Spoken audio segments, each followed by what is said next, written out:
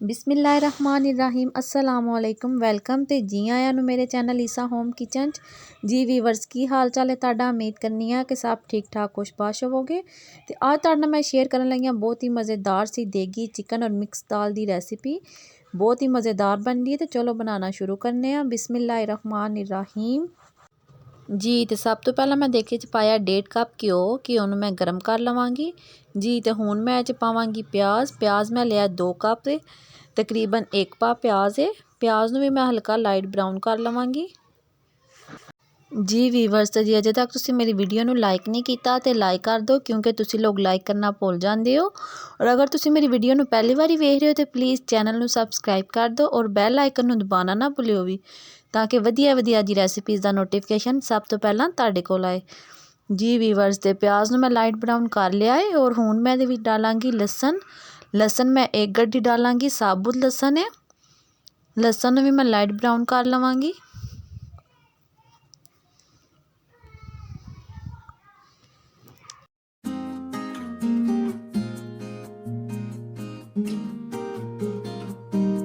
जी। तो लसन और प्याज नूं ब्राउन करदियां मैनूं 2 मिनट हो चुके हैं। और हुण इह मैं पावांगी चिकन मैं 1.5 किलो लिया है। इहनूं मैं अच्छी तरह साफ़ करके धो लिया है। चिकन नूं भी मैं फ्राई कर लवांगी। चिकन नूं मैं तेज़ आग ते फ्राई करांगी, क्योंकि चिकन एक दफ़ा अपना पानी छड्डेगा। इसलिए चिकन जदों भी फ्राई करो चिकन नूं तेज़ आग ते फ्राई करो। चिकन नूं मैं उहदा कलर चेंज करन तक फ्राई करांगी जी। तो तुसीं देख सकते हो चिकन का कलर चेंज हो गया है। अच्छी तरह मैं फ्राई कर लिया चिकन नूं। और हुण मैं इहदे विच डालांगी टमाटर मैं फ्रीज़ होए डाल रही हाँ। 2 मैं टमाटर डाले ने मोटे मोटे कट के। टमाटरां नूं मैं फ्रीज़ कीते सी, क्योंकि फ्रीज़र च टमाटर खराब नहीं होंदे भी। अगर तुसीं ज़्यादा देर तक टमाटरां नूं रखना चाहते हो तो टमाटर फ्रीज़ करके भी तुसीं सेव कर सकते हो जी। तो टमाटरां तो बाद मैं इहदे विच पावांगी अदरक कुटिया होया 3 चम्मच और सब्ज़ मिर्चां बरीक बरीक कटियां ने 8 तो 10। इन्हां नूं मैं चंगी तरह भुन लवांगी। चिकन नूं जिन्ना ज़्यादा असीं भुनांगे उन्ना ही ज़्यादा मज़ेदार बनेगा। चिकन नूं मैं तेज़ आग ते भुनांगी जी। तो चिकन नूं मैं भुन लिया। हुण इहदे मैं पावांगी नमक मैं इहदे विच पावांगी 4 चम्मच। नमक तुसीं अपनी मर्ज़ी नाल घट वध कर सकते हो। मैं ज़्यादा दाल बना रही हाँ, इसलिए मैं इहदे विच 4 चम्मच नमक दे डाले ने। नमक डालन तो बाद मैं इहदे विच डालांगी लाल मिर्च पीसी हुई। लाल मिर्च भी मैं 4 चम्मच डालांगी। अगर तुसी लोग ज़्यादा स्पाइसी खाना पसंद करते हो तो तुसी ज़्यादा नमक मिर्च डाल सकते हो। और हुण इहदे च मैं पाया हल्दी दा पेस्ट मैं घर बनाया और इहदी रेसिपी तुहाडे नाल मैं पहलां शेयर कर चुकी हाँ। घर दा हल्दी दा पेस्ट अगर तुसी डालोगे तो इहदे नाल बहुत ही अच्छा कलर आएगा। तुसी देख सकते हो माशाअल्लाह कितना अच्छा कलर आ रहा चिकन च। और हुण मैं चिकन की भुनाई करांगी चंगी तरह, क्योंकि जिन्ना ज़्यादा मैं चिकन नूं भुनांगी उन्ना ही ज़्यादा मज़ेदार साडा मिक्स दाल और चिकन साडी बनेगी। 15 तो 20 मिनट वास्ते मैं चिकन नूं चंगी तरह भुनांगी जी। तो मैनूं चिकन नूं भुनदियां 20 मिनट हो चुके हैं। तुसी देख सकते हो माशाअल्लाह कितना अच्छा चिकन का कलर आया है।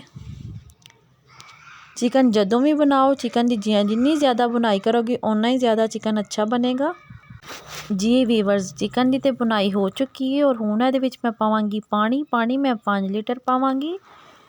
पानी पाने तो बाद मैं इहदे विच पावांगी दाल चने की मैं डाल रही हाँ 1.5 किलो।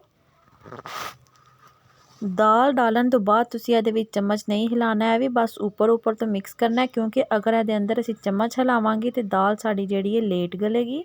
और अगर तुसी इहदे विच चम्मच नहीं मारोगे तो दाल जल्दी गल जाएगी जी। तो हुण मैं इहदे विच 2 लीटर पानी होर डालांगी, क्योंकि चने की दाल जिहड़ी है इहने गलना है और पानी साडा खुश्क हो जाएगा। इसलिए मैं 2 लीटर पानी होर डालांगी। और इहनूं मट्ठी अग ते मैं पकावांगी कि चने की दाल जिहड़ी है साडी गल जाए जी। तो हुण इहनूं मैं कवर कर दांगी 1 घंटे वास्ते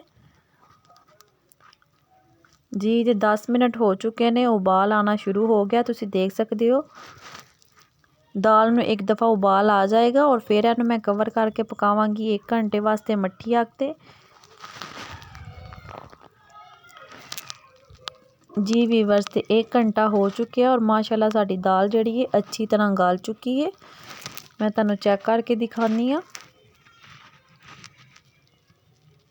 जी तो माशाल्लाह साडी दाल जिहड़ी है अच्छी तरह गल चुकी है और हुण इहदे विच मैं पावांगी दूसरियां दालां। यह मैं लई है आधा पा दाल, मतलब कि आधा कप मूंगी की दाल है, मसूर दी है और माश की दाल है। तीनों दालां मैं लियां ने आधा कप और हुण इहनूं मैं पकावांगी 20 मिनट वास्ते मट्ठी अग ते, ताकि अच्छी तरह यह भी दालां गल जान और मिक्स हो जान आपस च। जी तो 20 मिनट हो चुके हैं, तुसीं देख सकते हो माशाल्लाह साडियां दालां गल चुकियां ने, कितनी अच्छी तरह आपस च मिक्स हो गई ने। चिकन भी साडा अच्छी तरह गल चुके। अगर तुसीं चम्मच मारोगे तो चिकन के रेशे अपने आप हो जाते हैं, इन्हूं घोटन की ज़रूरत ही नहीं है। माशाल्लाह कितना अच्छा कलर आया, तुसीं देख सकते हो घर की हल्दी इस्तेमाल करन नाल कितना अच्छा कलर है दाल का। और हुण मैं इहदे विच पावांगी गरम मसाला। गरम मसाला मैं इहदे च पाया 2 चम्मच। गरम मसाले नाल बहुत ही अच्छी खुशबू आती है। और हुण मैं इहदे विच पावांगी जीरा। जीरा मैं 1 चम्मच डालांगी क्रश करके। जी तो हुण मैं इहदे विच पावांगी सब्ज़ धनिया कटिया होया। सब्ज़ धनिया नाल बहुत अच्छी खुशबू आती है। जी वीवर्स ते उम्मीद करनी है कि तुहानू मेरी अज की रेसिपी चंगी लगी होनी है। इस रेसिपी नू लाजमी ट्राई करियो और कमेंट सैक्शन च दस्सियो कि तुहानू मेरी रेसिपी किंदी लगी है। और अगर तुहानू मेरी वीडियो पसंद आई है तो वीडियो नू लाइक करो, शेयर करो और अगर पहली बारी वेख रहे हो तो चैनल नू सबसक्राइब करो और बैल आइकन नू दबाना ना भुलियो भी, ताकि वधिया वधिया दी रेसिपीज़ का नोटिफिकेशन सब तो पहला तुहाडे कोल आए।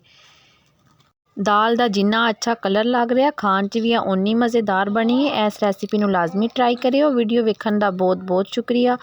Thank you so much. अल्लाह हाफिज़।